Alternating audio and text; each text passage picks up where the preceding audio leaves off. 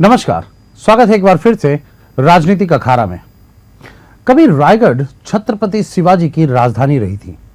रायगढ़ का किला काफी दुर्गम माना जाता है। रायगढ़ लोकसभा सीट पर शिवसेना का वर्चस्व है, लेकिन विधानसभा सीटों पर राष्ट्रवादी कांग्रेस पार्टी और pageants and workers party of India का दबदबा है। वर्तमान में रायगढ़ लोकसभा सीट से केंद्रीय मंत्री अनंत गीते सांसद हैं। 2019 के लोकसभा चुनाव में देखने वाली बात होगी कि जीत का ऊंट किस करवट बैठता है। रायगढ़ लोकसभा सीट के अंतर्गत 6 विधानसभा सीट आती हैं। इस लोकसभा सीट पर पीडब्ल्यूसीपी और एनसीपी के विधायकों का कब्जा है। शिवसेना सिर्फ एक सीट पर है और बीजेपी कांग्रेस यहां से गायब है। पेन और अलीबाग सीट से peasants and workers party of India Shrivardhan Dapoli और गुहागर से एनसीपी महाड से शिवसेना के विधायक हैं।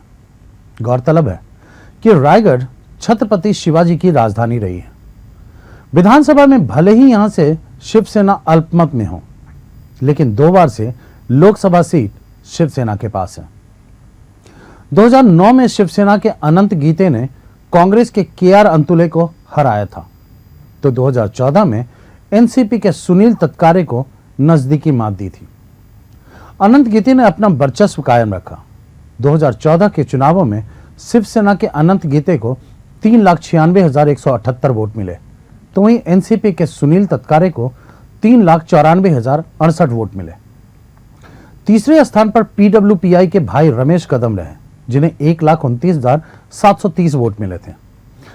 चौथे स्थान पर हैरत अंगेज रूप से नोटा का स्थान रहा, जिस पर 20,362 लोगों ने बटन दबाया। नोटा ने एनसीपी के हाथ से जीत छीन ली थी। 10वीं तक पढ़ाई करने वाले अनंत गीते इस समय केंद्रीय भारी उद्योग और सार्वजनिक क्षेत्र के उद्यम विभाग के कैबिनेट मंत्री हैं। ये 6 बार सांसद रहे। 11वीं से 14वीं लोकसभा तक ये रत्नागिरी से सांसद रहे, फिर 15वीं और 16वीं लोकसभा में ये रायगढ़ से सांसद बने। गीते ने राजनीतिक करियर 1985 में पार्षद के रूप में शुरू किया था और ठीक 11 साल बाद वे शिवसेना के टिकट पर रत्नागिरी लोकसभा सीट से सांसद चुने गए। पहली बार वे 2002 में वित्त राज्य मंत्री और फिर उन्हें प्रमोट कर कैबिनेट मंत्री का दर्जा दिया गया और ऊर्जा विभाग दिया गया था।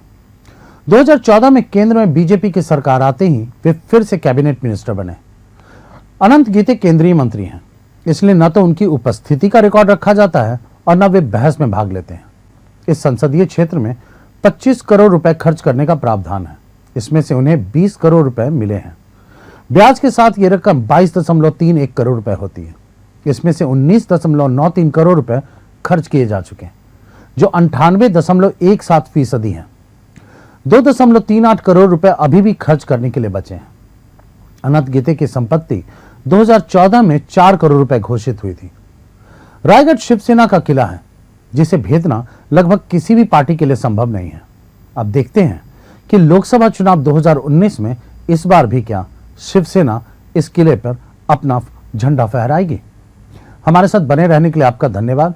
आप हमारे प्रोग्राम्स को YouTube पर भी देख सकते हैं और हमारे ऐप को Google Play Store से डाउनलोड भी कर सकते हैं। Thank you.